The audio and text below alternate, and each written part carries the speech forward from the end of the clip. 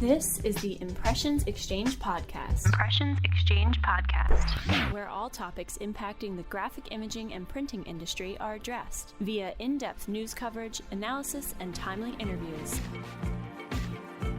Welcome to the Impressions Xchange podcast.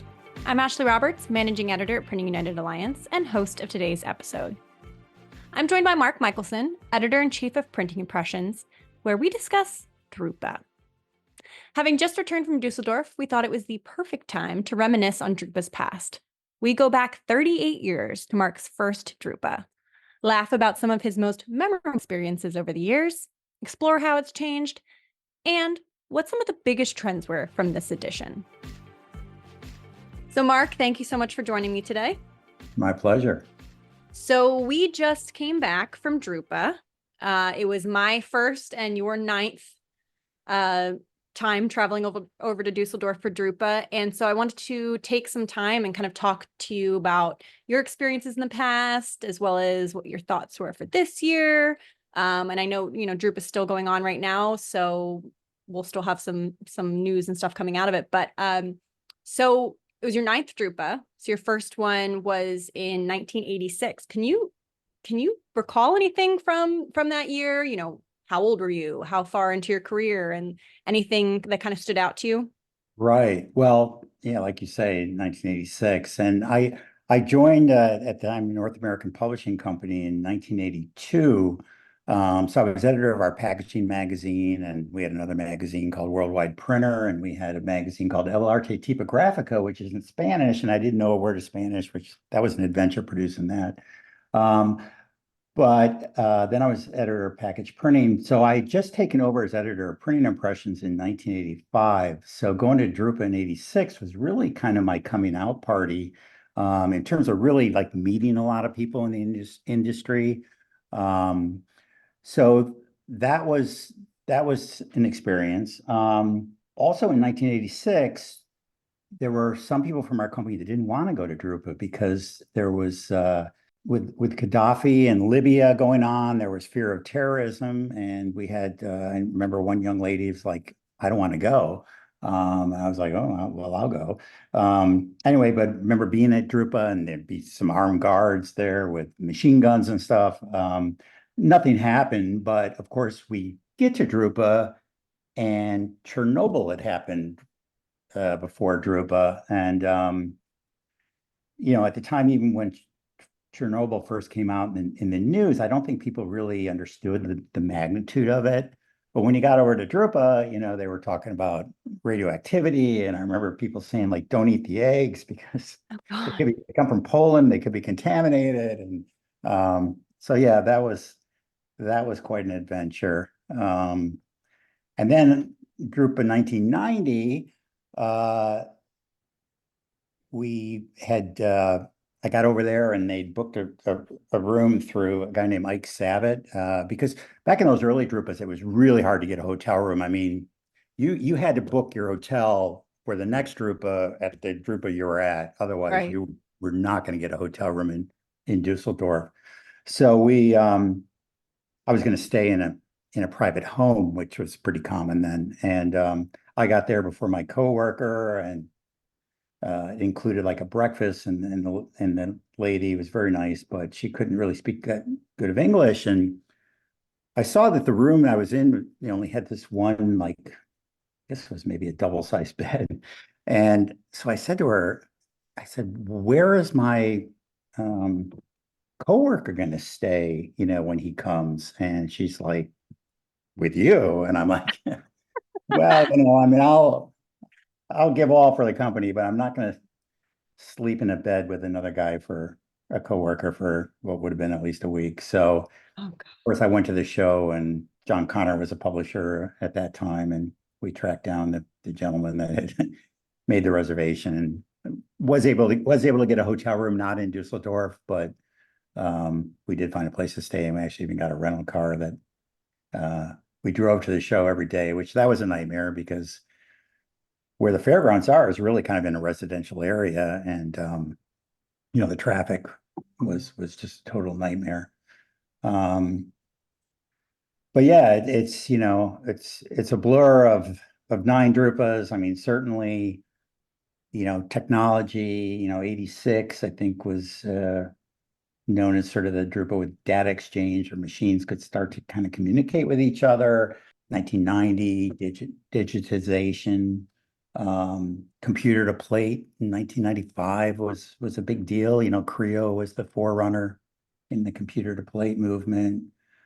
2004, we started first seeing sort of the book on demand capability. 2012, nano ink, green electronics. It's hard to really have one theme because, as you know, Ashley, from now being the first drupa, there's so many technologies on display. Right. Um, Yep. I can say that I think drupa, you look back into the earlier drupas, and there was such a focus on, coming up and showing technology. Sometimes we frankly never came to market.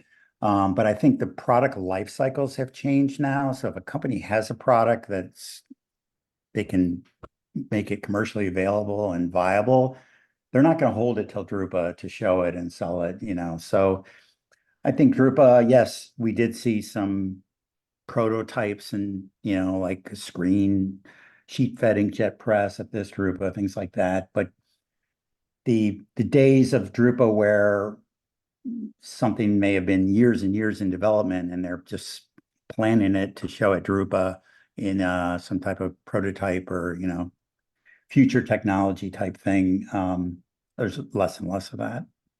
Right. Right. Yeah. And it's funny that you said that, after 9 drupas, they kind of all blend together, because I've only been to one, and I feel like, and I was only there for a week, but I feel like what I saw there has already blended together in my mind, and I can barely keep it straight. So I can't even imagine, having been to 9. But something that you said, this was my first, and I know you took me around and introduced me to people that I hadn't met. I've been in the industry 9 years, but still so many people that I hadn't met. Did you have someone at that first drupa who kind of was there for you in that capacity to introduce you to people, or are you kind of just on your own to figure it I out? was kind of on my own because, I'd taken over, like I say, as editor of Printing Impressions the year before. So, there were some coworkers there, but they were involved with other titles that we had. So, yeah, I was a little bit on my own, but, I was a pretty young guy. I don't remember exactly the age I was when in 86, but, relatively young, and but I was eager and, excited and full of energy. And, I had the energy that you have now. Yeah. Yeah. Although I thought, everyone warned me before we got there about wearing your walking shoes, and, and I walk a lot in my daily life. But it definitely, I was not prepared for the size of the fairgrounds. I think that was what struck me the most. So there was a period where you had to be at a press conference in one hall, and I needed to go run to do something in another hall. And I was like, oh yeah, no problem. I'll go do that and then meet you at the press conference. It took me, and I'm a fast walker, it took me 30 plus minutes to walk from the way far end of the fairgrounds to where I needed to be for the press conference. And I just couldn't believe it. I think not having been there, even though I saw, the maps and everyone warned me, I think it's so much bigger than you imagine once you go for the first time. So I think that was what struck me. But, so you shared a few experiences. And I wonder if you could talk about some other memorable stuff that's happened over the years. I know you've told me a few stories, but what are some of Yeah. the things that stick out in your mind from previous Well, trips? to be honest, the most memorable experience for me was Drupa 2000, and it was for all the wrong reasons. I had my briefcase stolen. I'd flown to Frankfurt and taken the train to Dusseldorf, and just arrived in the Dusseldorf train station. I was with 2 other coworkers and a friend of mine who was exhibiting there at the show, but he was a college friend, and he was watching our bags. We were going to go in and exchange to get some Deutschmarks, and they came up, they distracted him, and all they took was my briefcase. But so it had my passport in it. I did have my wallet, so it didn't have any money in it, but it did have, I had gotten a bunch of American Express travel checks like you got back then. And of Right. course, Yeah. they gave you these little pieces of paper with the numbers that they said to keep separate from the traveler's check. So of course that was all together. So it was several $100s, which I eventually did get reimbursed from American Express, but it took quite a bit of doing and calls and begging. I had to go to an office there. But yeah, so first thing after that happened, there was a U.S. consulate office very close to the Dusseldorf train station. So I went there.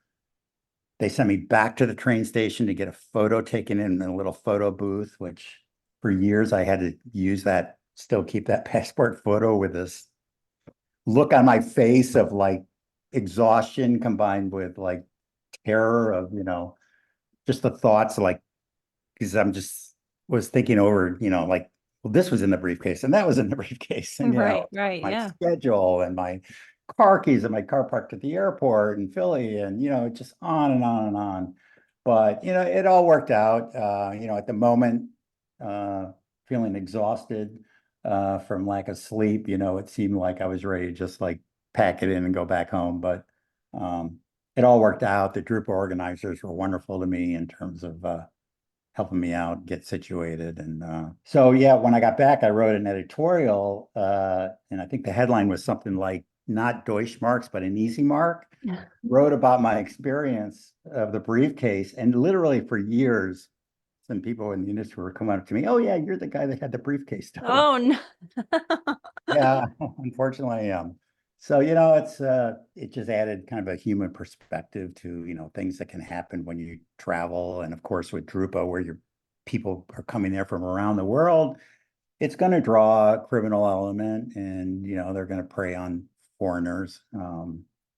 So, it was just my bad luck, but it made for a good editorial, and, it made me for years the guy that had his briefcase stolen. Right. Yeah. And 24 years later, we're talking about it. Right, Funny, right. you So can laugh about it now. It happens, stuff like that happens when you travel, but you don't want it to happen when you're on a work trip too, because I feel like, yeah, it's just, I mean, you don't want it to happen ever, but right.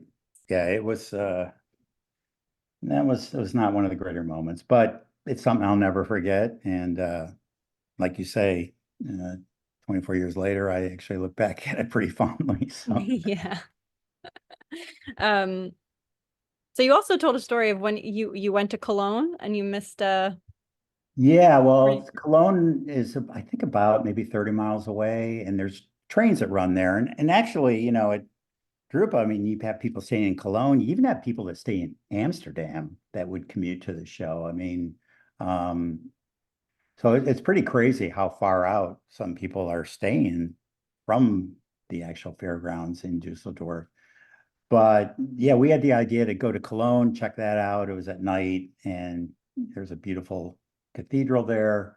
What we didn't check out was the train schedule to get back. So, we found out we didn't have any way to get back, and we had to take a taxi the whole way. And I just remember my coworker and I were kind of nervous about turning that expense in for this taxi fare, but we got reimbursed, so it was all good. Yeah. And I mean, I don't know, you might not agree with this, but for me, this time, obviously we saw such, so much, and we talked about some of the trends, and we'll get into some trends in a minute. But for me, one of the things before we even got there, you were telling me about Benny Landa and how, great it is to see him speak. And he was doing, I think every day, multiple, events at the Landa booth this year.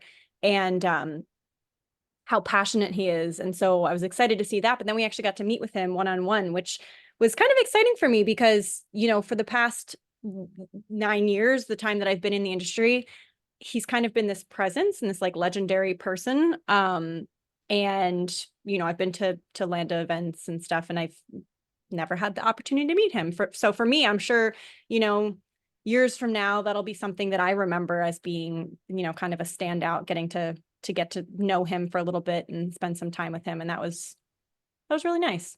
Yeah, well, and he is, the father of digital printing in a lot of ways. I mean, he was a forerunner from a technology standpoint with Indigo, and um, he's nobody will ever fault him on lack of charisma, and he's got this great. I was joking to you, that he could have been doing professional voiceovers because he's got this deep Mm-hmm. David Attenborough kind of voice. And so yeah, it was Absolutely. great that we were able to have a one-on-one with him and that you were able to meet him personally. And he's getting up there in years, but he's still full of vigor and passion for the industry, no doubt. Yeah. That was great. So, this year being your ninth, and it would have been your 10th if, obviously if something didn't happen in 2020. But what were your feelings about this year? And, in years past, how did this one compare? Well, I mean, it was a great show. Like I say, some of the where I commented earlier about some of the technology in terms of people can't like hold that.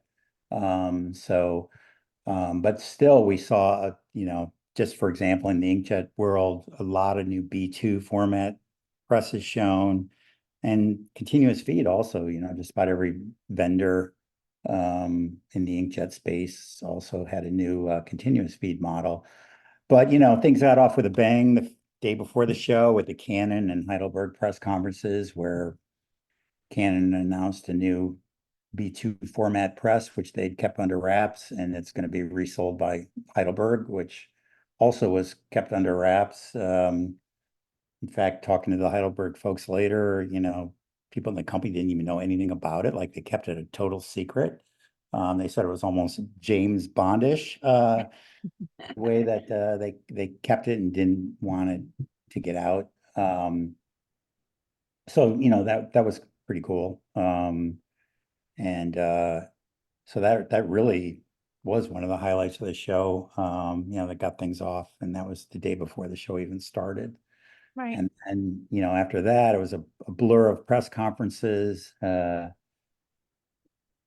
good side of that is you get technology updates from everybody. The bad side of it is a lot of them were in rooms with PowerPoints, and it's not quite the same as getting out into the halls, 18 halls to really see the technology.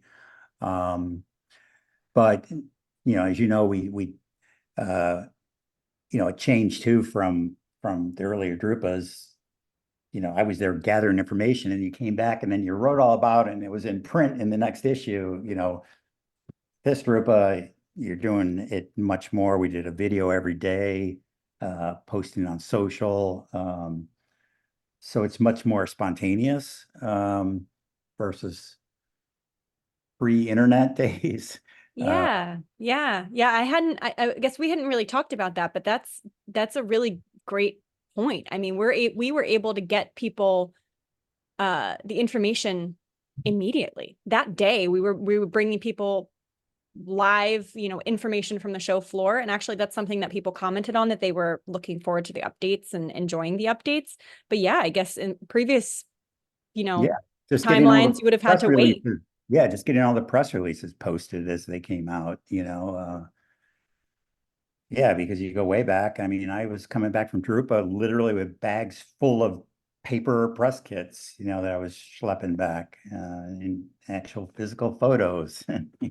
Right. The Drupa organizers, you would pick photos you wanted, and they would print them out for you, and you would, bring those back with you. And so yeah, I mean, it's a different world now in terms of everything is much more immediate.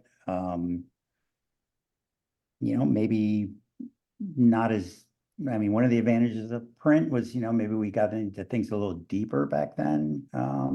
But that's just a little bit our world today from back then. I think people just want to know the highlights, and they'll find out that if they're interested, they'll dig deeper into it. But they want to just know what the highlights were.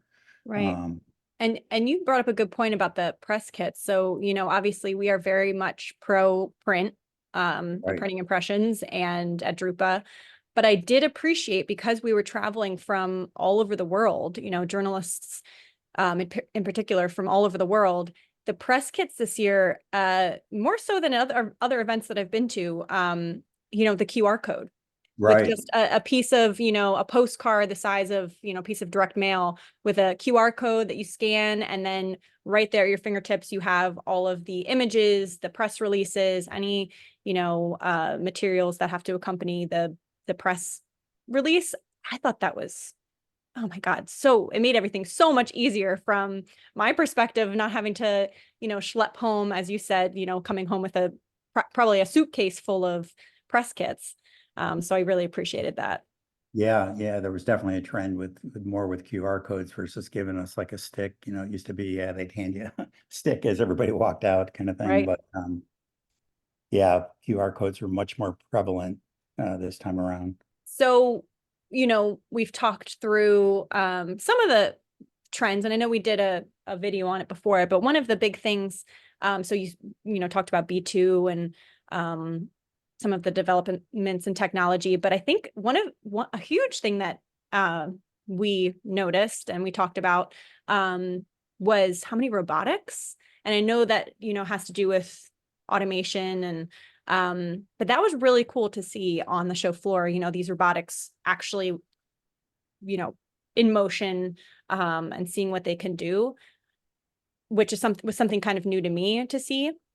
Yeah, no, it was fascinating. And I think the realization has set in that, our industry, we can't find workers. So you have to move to automation. So it's not even just a nice to have to eliminate some of these heavy manual tasks. There are no other options. So, I think, yeah, automation was just prevalent with robots, but even just, in the offset world and the finishing aspect, everything's automated. And I think one of the interesting things too, and in fact, we were talking, one of the themes of the video we did on trends was, it's not digital versus or offset, it's digital and offset. And we certainly saw a major presence of offset printing at the show.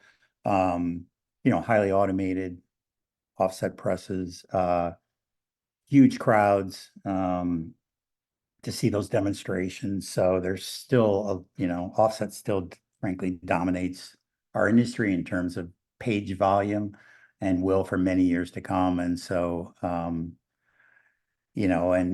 we look at everything from just the American perspective, but you have to look at drupa from a global perspective. And certainly in a lot of countries, offset is even more prominent than digital. It's like Komori and Heidelberg and Koenigsbauer and RMGT. I mean, they were just packed with people whenever they were doing offset press demos.